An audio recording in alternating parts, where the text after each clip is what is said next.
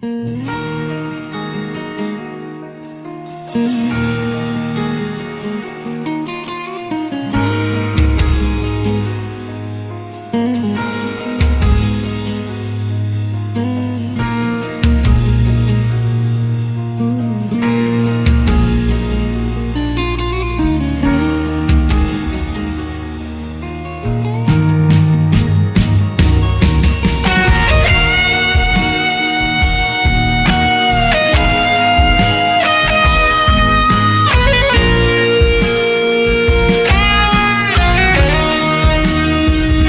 dia lunggel patna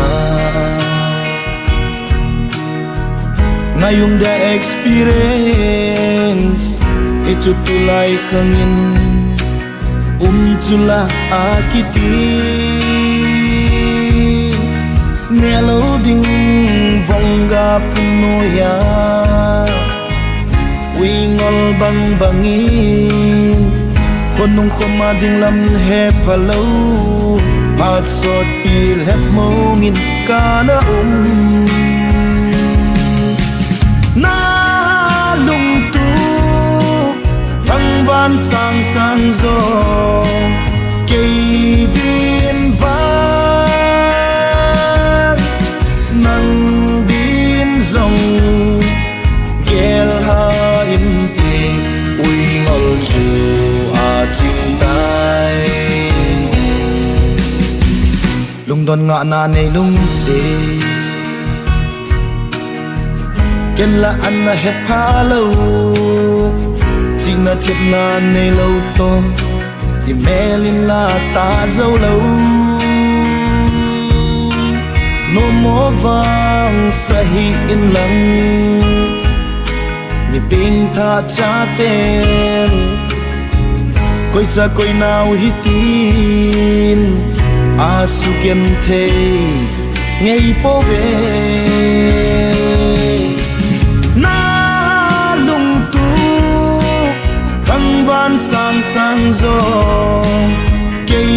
biên vang Nang biên dòng Ghel ha in tì Ui ngol chu a chinh tai